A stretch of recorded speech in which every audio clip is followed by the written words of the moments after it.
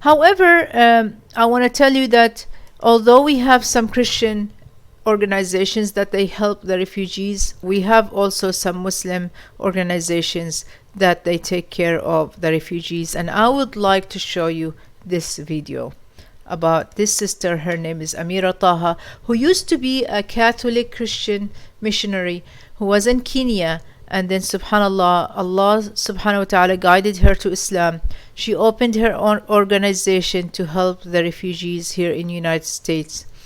And here is the video.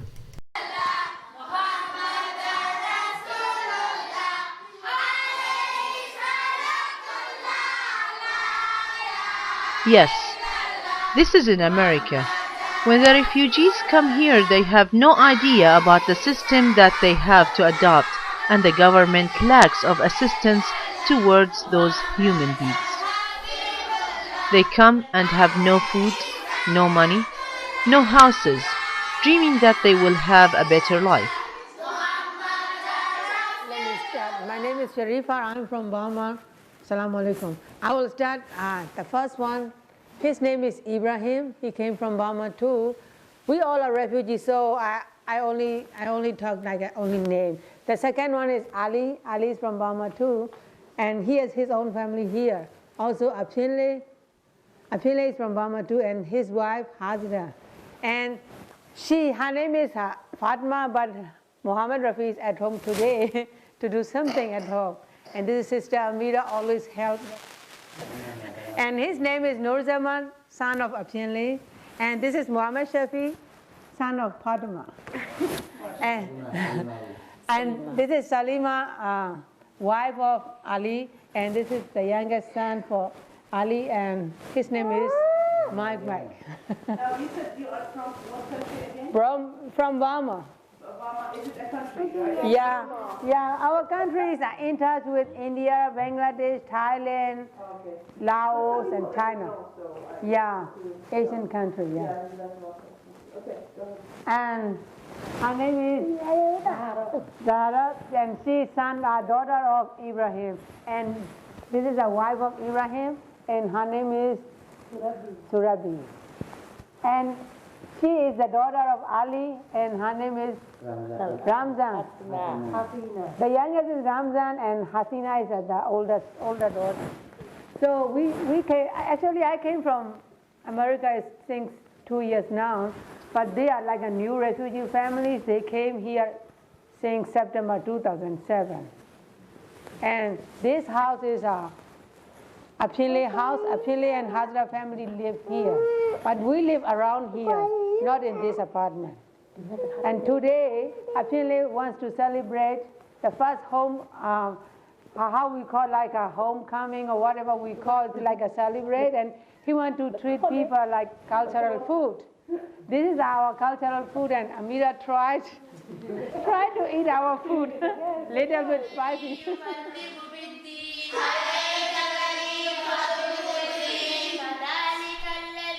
Muslim Americans today are a remarkably diverse group, belonging to over 75 different ethnicities and nationalities and representing many different interpretations of Islam. Muslim refugees represent a spectrum of education backgrounds, social classes, language backgrounds, and ways of expressing their faith. They include people who wear Western dress and adopt their religious observances to a Western lifestyle, as well as people who maintain customs of dress, food, social relationships, and religious observance that are tradition or normative in their countries of origin. Indeed, no other country in the world has a Muslim population that is as culturally and religiously diverse as that of the United States. We live in our country and we love our country, but for some refugees, we have I think 2 groups of refugees from Burma. One is type 1 is armed conflict in their areas, and they can't live in their area, and they have to run away like the whole group from the village. So they run away to neighbor country, and neighbor countries are very easy to enter. It's Thailand. So they move to Thailand like a group, and they settle down in Thailand, and Thai government make like a refugee camps over there, and they live in refugee camps. For these people, they live in Thai refugee camp for 17 years or 20 years. More than 20 years, they have many refugees over there until now. And for me, or some refugees like Ibrahim, they involved with a political group. And when they involve with political group, they can't live in Burma because government will arrest them, or government try to arrest them, they have to run away or something like that. That's why they move to Thailand and they live in Thailand. But they are ongoing activities against the Burmese government to get democracy. So these kinds of people live in Thailand, and Thai government wants to close refugee camps because they said refugee people make many problems over there. And then at that time, UNHCR supported refugees for living things, I mean basic, like a food, shelter, something like that. For shelter, they will support like a bamboos. You have to build bamboo hut by yourself. And then they will give like a rice, our cultural food, but not with like a beef, meat, nothing. Only like a basic rice and dry beans, cooking oil, charcoal, and candles, because we don't have any electricity over there. Now, who is sponsoring those projects? UNHCR, United Nations of High Commissioner, yeah. And then they said refugee people, they want to close, according to close, Thai government wanted to close the refugee camp. UNHCR arranged the third country for refugees. And they have like their criteria to choose the countries, and many countries, we can select many countries, you know. We can choose America, Norway, Sweden, whatever we want. But we love America because Americans have like a kind of freedom. And we never get freedom in our country. That's why we came here to get freedom, especially religious freedom. Yeah. I introduced today a great sister, Amira, who is a revert to Islam since 20 years. Started a great job among those poor, helpless refugees since 1995. I was going to ask you, how long have you been Muslim? 20 years. I've been a Muslim now for 20 years. And can you tell me about your life before Islam? I grew up in Wisconsin, actually. Oh, okay. And I graduated there from high school, and then I went to University of Wisconsin-Madison. Yeah. And I was going to ask you, were you Christian at that time, or what? Catholic. Catholic. Catholic, yes. Catholics don't say that they're Christians, they're Catholic. Oh, yeah, you're right. And I did go to a parochial school. I went to Catholic school. In my town, I was taught by nuns. Yes. Yeah. And come on back here, guys. Yeah. Okay. And how was... Mokhtar, go ahead. How did you start to know about Islam? What was the process or the story of your Islam? Okay, I was a teacher in Kenya. Oh, wow. Yes, that's how come I know so many African people here. And I taught at a girls' Harambee school in Kenya, and that's where I got to know about Islam. I actually, not at the school, but in Kenya there was like very good Muslims there, and I noticed that they had a very good life and that they took care of one another, and the teenagers loved their grandparents, and they liked family times. For them, Sunday afternoon was like family time, to be with your family. In America, it seemed like Sunday afternoon meant being in front of a sports game on the TV with a case of beer. And that life was very empty. And so this is what actually made you to start Noticing. That was like the key for it, right? Yeah, that was like the key. So I had asked a friend of mine in Kenya, like, who are those people? And she said, oh, they're Muslims.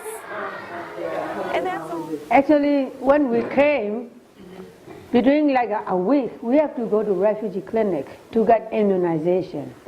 So but first time I didn't know her with a refugee clinic, but she came to refugee clinic to collect the name of the families who came from whatever we came from Burma, or every refugee. She wanted to get the name from the I-94. She asked someone over there, and then that someone, his name is Adil, he introduced Amira with them.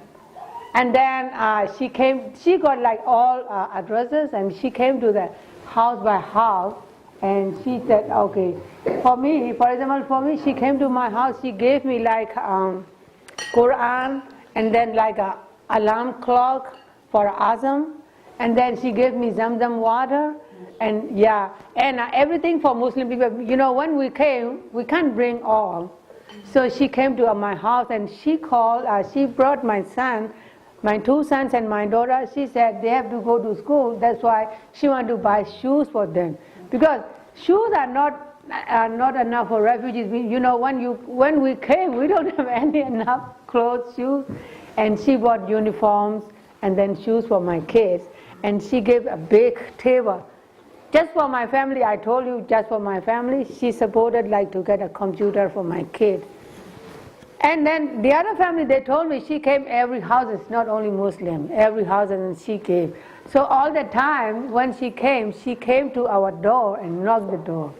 So we faced with our sister Amira and we know her.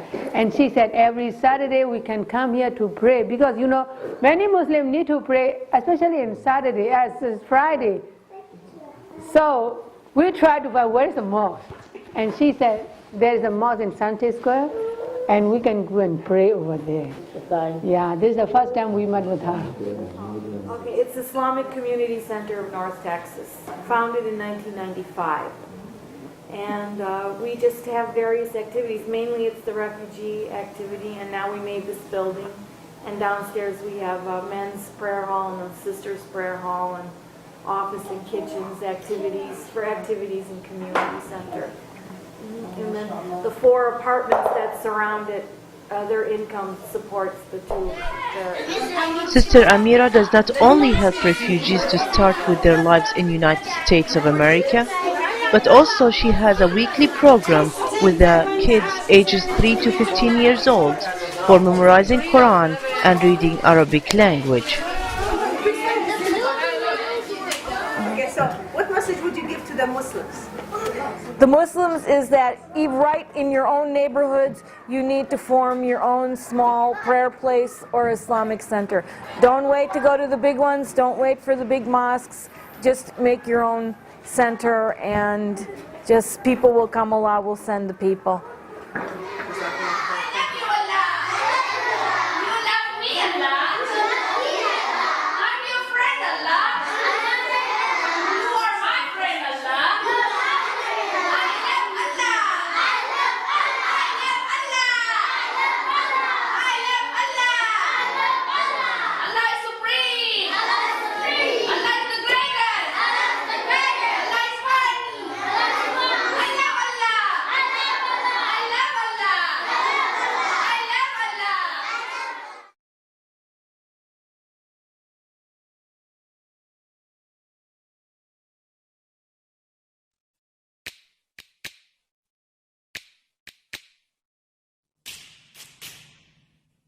ICC&T stands for Islamic Community Center of North Texas. It was incorporated in the state of Texas in 1995. And by 1999, they got their 501c3 status from the IRS. It is a Texas not-for-profit corporation.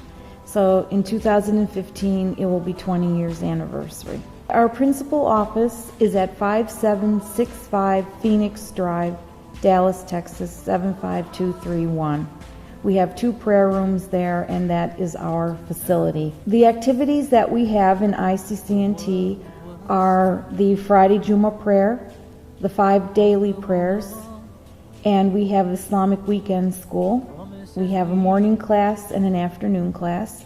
The morning classes are African kids, and the afternoon classes are the Burmese population. And we also have just other social activities, like we help people with their Medicaid and food stamps. We have office hours there at the facility, and we have people can come during those office hours, and we'll help them with whatever they need help with. Okay, the classes that we have on the weekends is Arabic, Islamic studies, and Quran. So we have one woman teacher. She's from Iraq, and she used to be a Quran teacher there. And she came here as a refugee, and she just said that she really missed teaching the Quran, so she asked me if she could be a teacher in our weekend school. I said, okay, let's see how you do. So she's like really great. The kids love her. They just come back and come back and come back. And then for the Burmese, of course, we have an imam that we employ. And he teaches them and his wife teaches them, and they're both Hafiz Quran. And they're learning a lot. And they have an assistant too. And we do have 108 Burmese students who come there.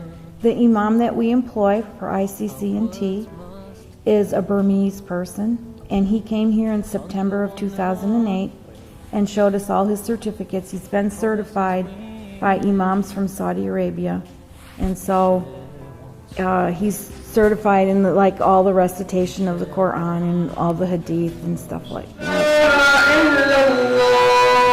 The way to contribute for the ICC&T is that we have only two different programs. We used to do a food program, but now there's a food bank in the neighborhood run by another Muslim organization. So we send people there for food. We do have some people who donate the food and do not want to give it to the food bank, so then we distribute that food that we receive. But we don't ask for the food donations. Just a lot of people have it in their heart that they want to give food, and so then that's the only food program that we have. We have a food program in Ramadan.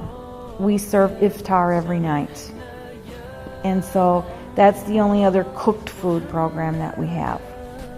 We also take in-kind donations of clothing, bedding, kitchen supplies, anything, furniture that people can use for their apartments. As far as money goes for contributing to ICC&T, checks can be made to ICC&T and mailed to our address, and we can provide a tax receipt, or through the website. You can donate online on our website at iccntntx.com. The money goes directly for the programs that we have. It will either help a family, or it will help pay for the electric and the water, for the electric, water, and maintenance of the 2 prayer rooms. ICC&T is different than the other organizations in the Dallas-Fort Worth area because we are located directly in a neighborhood where there's a need for us to be there. We have brand new families who are just coming in America, and they don't have cars, or if and when they do get a car, usually the husband or the person who's the worker in the family has to take the car to go to that job. So then that leaves the children and the wife at home, and this way they can walk to get our services during the day. They're not stranded, or they don't have to find the bus routes and the trains.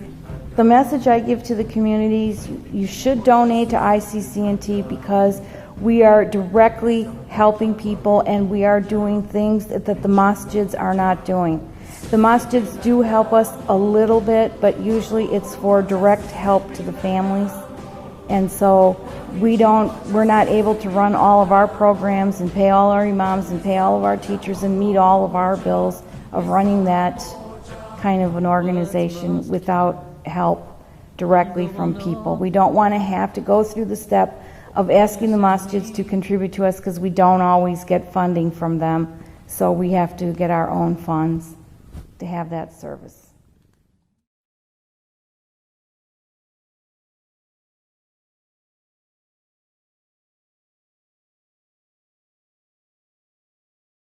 So as we see that this sister, she doesn't only teach them English as a second language, which is a very important thing to teach them, but also she teaches them Quran and Islamic studies. Unfortunately, many of these families that they come here, they have no education whatsoever about Islam. They don't know how to teach their kids how to pray or how to read the Quran and so on. So the kids, when they come to the public schools, because they cannot afford Islamic schools, they cannot get lost. Here the Islamic schools are so expensive. The least tuition for a Muslim kid to go into an Islamic school is at least $500, because I mean, just imagine a family, father of the family who is working to obtain about $1,600 a month, $500, and he has about 3 or 4 kids. He cannot afford to put them in an Islamic school. And so, subhanallah, many of them get lost. And that's why it is very important for these Islamic organizations to have some kind of program to help these kids to learn Islamic studies and to teach them the Quran. Also, unfortunately, many of the churches, what they do is they take these kids to the church to teach them ESL. And when that happens, they immediately make that bond and that relationship of these people are doing good, and look at them, they are taking us to the church. That's what they believe, because their belief teach them to do that. And so, subhanallah, I have my friend, her name is Fadia. She has the organization United Ummah for Refugees, and when she started, I used to go to the homes of the Afghani families and teach them ESL. But then after that, she kind of thought about it, and she said, you know what, this is not right. We need to take them to the masjid to do, and we can't give them these classes in the masjid. So she hired some of the volunteers who work for free to help do the transportation, because they don't have any buses or any kind of cars to do that. We don't have the facilities and the money and the wealth that the churches have. So we have some of these volunteers who came every week to take these families to the masjid, and then the masjid gave us a room where we can actually teach the ESL, then teach them Quran and Islamic studies.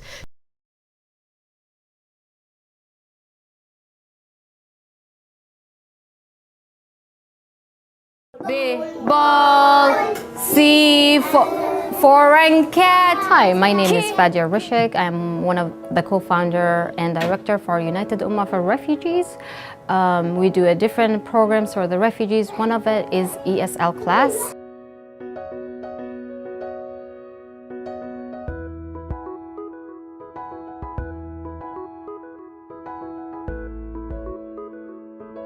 My name is Ruba Kiwar, and I am the ESL teacher for the United Ummah for Refugees.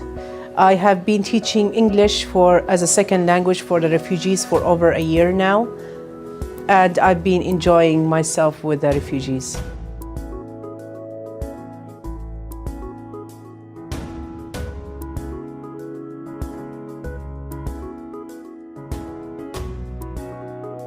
It is important for them to learn English because they need to learn how to get by in their regular daily activity in United States and America. They need to go out, break that ice, and speak to other people, meet with other people, and learn how to communicate with them. They need to learn how to fill out paperwork in the different departments. السلام عليكم. نحن عم نتعلم اللغة الإنجليزية شي نقدر نتعايش مع البلد اللي جينا فيه. إذا رحنا على المؤسسات الحكومية أو على ماركت أو على محل نقدر نفهم عليهم يفهموا علينا.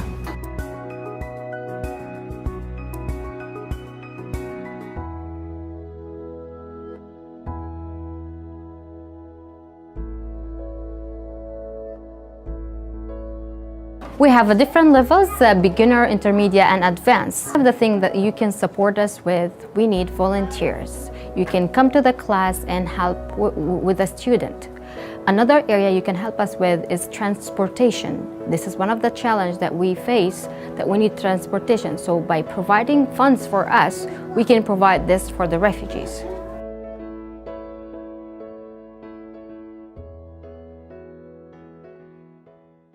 This is the positive attitude that we need to have as Muslims in the West, to help the other fellow Muslims who are in need, and to always stand up when we have a need, to go and help and have the motivation for it.